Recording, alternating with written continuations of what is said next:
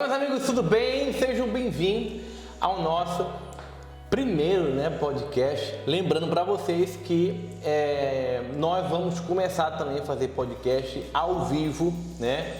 Esses são podcasts gravados, são podcasts de 15 minutos, onde eu venho responder para vocês algumas perguntas, né, sobre cidadania italiana, alguns conceitos, o que as pessoas estão perguntando para a gente. Sejam bem-vindos e hoje eu vou abordar, juntamente com a minha esposa, aproveitando, né, para apresentar a vocês, sobre alguns temas, algumas perguntas bem relevantes que são muito importantes, principalmente para você que pretende vir em Itália o reconhecimento da cidadania italiana. Vamos lá, a primeira pergunta de hoje é: quais são os problemas que podem ser evitados? Problemas que podem ser evitados, né? Problemas que podem ser evitados. A gente tem que partir do princípio, né?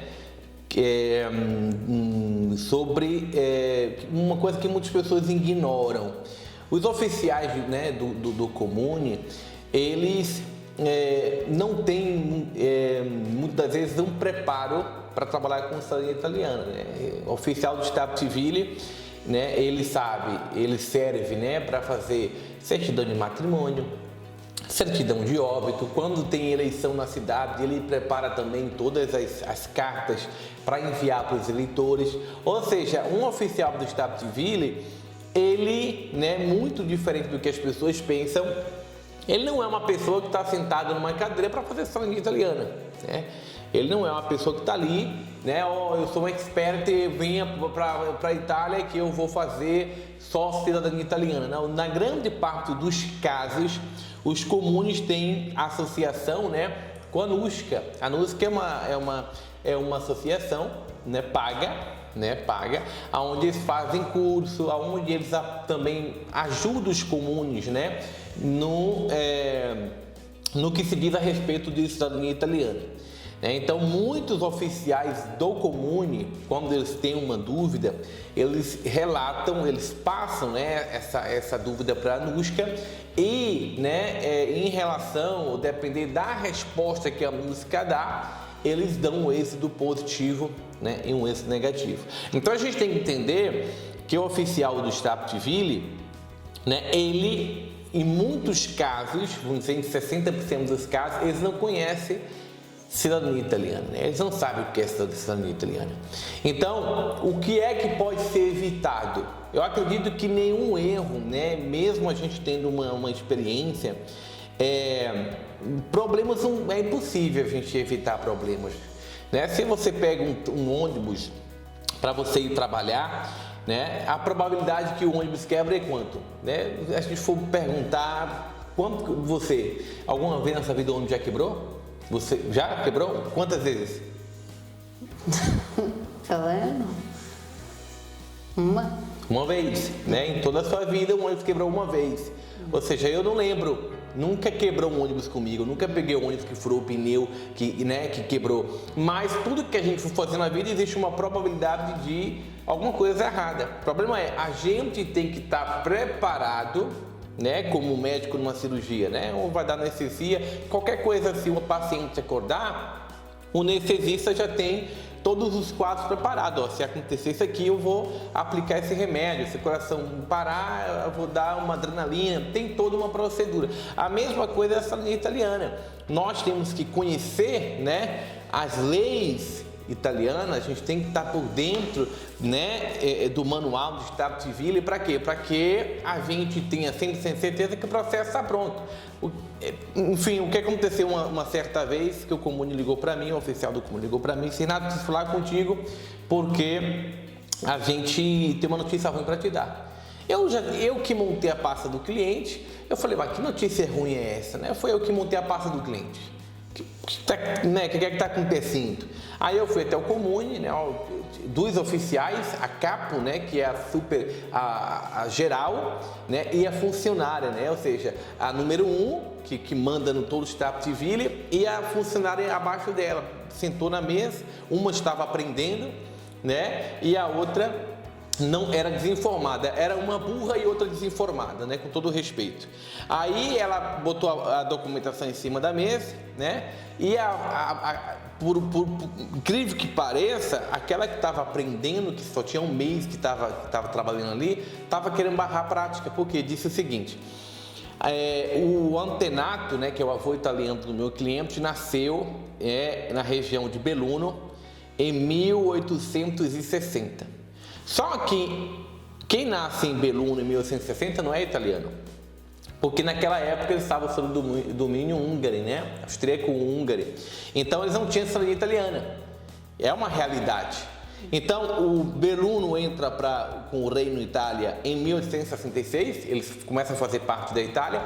E o que é que a lei diz? E não é uma lei de cidadania italiana, é uma lei civil, que todos aqueles que morreram após 1866 cidadão italiano, né?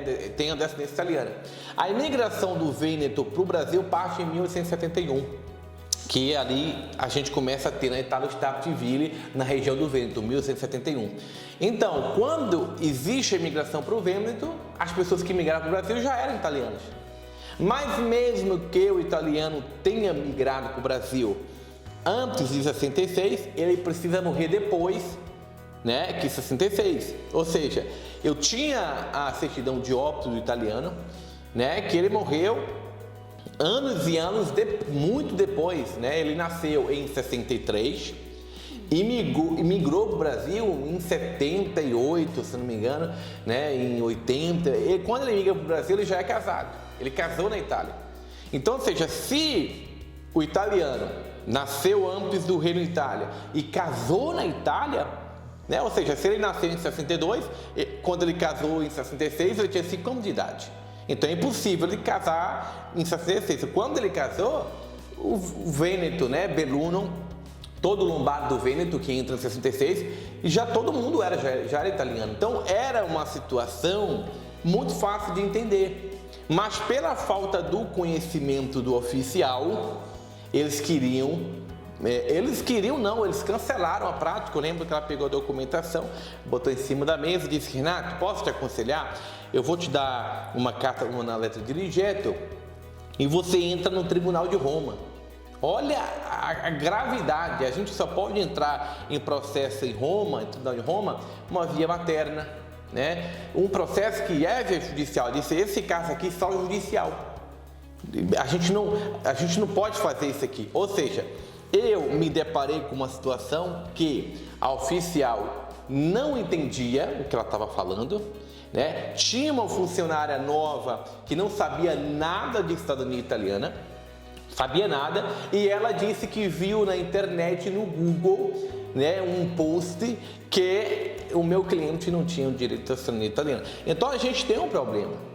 Então, problemas é impossível de ser evitado. Eu tinha um problema para resolver. Ou seja, a documentação estava ok. Então a gente não pode, certos tipos de problema, não tem como a gente evitar. Você não pode entrar dentro da cabeça das pessoas. Então era uma quarta-feira, eu falei com ela: eu vou voltar na sexta-feira com uma tese, eu vou explicar tudo para vocês apresentando a lei italiana.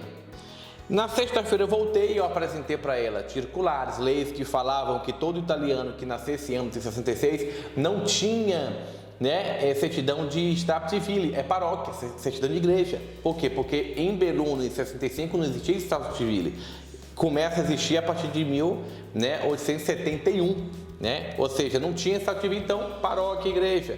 Comecei a mostrar para ela que ela estava equivocada.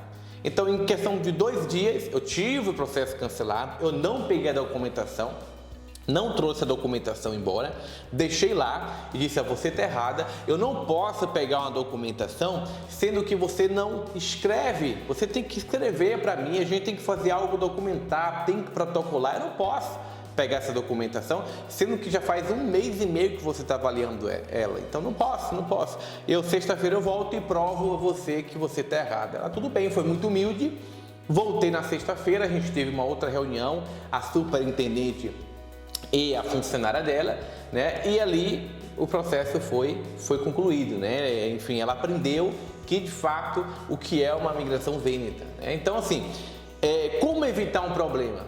Acho que, para finalizar essa pergunta, a gente precisa entender o que é a cidadania italiana para poder resolver os problemas, porque problema você não evita, né? Principalmente numa matéria tão importante que é cidadania italiana, porque muitas vezes as pessoas pensam, vou pagar uma assessoria, eu vou evitar problema. Não, você fazendo sozinho, você pagando uma assessoria, né? Ou pode contratar a melhor assessoria do mundo. A assessoria está ali para quê? Para resolver um problema caso ele exista. Né, foi o que aconteceu. Né? Eu tinha capacidade, domínio na língua italiana e consegui resolver aquele problema. Então foi um processo que a gente venceu, mas para finalizar essa pergunta, problema se resolve com conhecimento. Próxima pergunta é: existe racismo da parte do comune? Racismo no comune, quando eu comecei a trabalhar com cidadania italiana, eu pensava que existia racismo. Eu realmente pensava, mas na minha experiência, todos esses anos trabalhando com a assessoria italiana, eu posso dizer que não existe racismo. O que existe hoje, como eu falei, os oficiais, eles não são formados para fazer cidadania italiana. Infelizmente, quem trabalha com cidadania italiana sabe que, infelizmente, o Estado, o governo italiano não capacita os oficiais de Stato Civile para a matéria de cidadania italiana. Não existe um funcionário. Por quê? Porque iuris sanguinis é uma coisa que não é a pagamento. Ou seja, o governo não ganha nada para reconhecer uma pessoa cidadã italiana, não ganha nada, né? É uma coisa gratuita, então o governo não pode gastar por uma coisa que ele não recebe, até porque eu não acredito que o governo teria condição financeira de sustentar um funcionário, ou seria um gasto do comune, né? Do próprio município. Nenhum município teria condições financeiras e os próprios cidadãos italianos não permitiriam que tivesse só uma pessoa para trabalhar só com cidadania italiana. Então, os oficiais não são capacitados para trabalhar com cidadania, né, italiana. Então, o que é que acontece? Eles têm medo. Por quê? Porque acontece muita auditoria na Itália, que oficiais podem ser presos por uma documentação que estiver incongruente, que não estiver certa. Quando você apresenta uma documentação na Itália, você não pode provar o oficial não tem como saber se essa documentação é 100% original ou não. Então existe um grande risco para os oficiais. E por causa das grandes corrupções que já aconteceram na Itália, lavagem de dinheiro, evasão de divisa, falsificação de documento, os oficiais e comunes têm uma certa resistência. Ou seja, se você apresenta, foi a questão da pergunta número 1, se você apresenta uma documentação ao comune, né, e essa documentação não está boa, né, ou tem alguma coisa, uma vírgula que não esteja certa, pelo fato de ele não conhecer, ele vai ficar com medo. Será que eu posso fazer? Porque Giuseppe virou José. Não, mas não é a mesma pessoa. Então ele pede retificação. Então não é muitas vezes o racismo, é a falta de conhecimento, é o medo, ele está se resguardando de errar. Então quando eu comecei a trabalhar com assessoria, cansei de falar para oficiais, cara, você parece que você é racista. Eu disse, não sou racista, cara. Eu sou a favor da imigração, amo a imigração, acho que a Itália precisa de imigração, mas não é racismo, é responsabilidade. Eu estou reconhecendo uma cidadania italiana, então é responsabilidade. Então, enfim, se passaram os anos, né, o entendimento menino que eu tinha virou um entendimento profissional. Então, no meu ponto de vista, não existe racismo na Itália, não existe. Tá? Eu nunca me deparei com situação de racismo. O que existe é assessorias italianas que infelizmente acabam fazendo alguma coisa de errado, dando um mau testemunho, agindo de uma forma de má fé, e tudo isso existe uma consequência, né? Porque o italiano ele não está acostumado com o Brasil.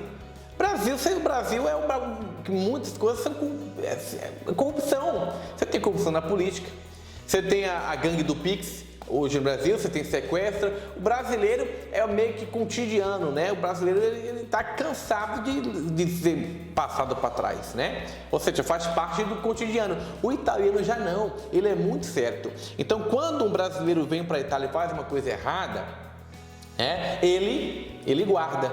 ele começa a retalhar para os próximos. Então não é, são uma série de fatores, uma série de itens que hoje acabam dificultando muito a matéria de cidadania italiana, porque muitos vêm e fazem coisa errada, enfim, pessoas que até que vêm para a Itália fazer o processo de cidadania sozinho, que vai no Comune e diz para o oficial: se você não fazer meu processo em uma semana, eu te boto um processo. Porque o brasileiro tem essa mania, né?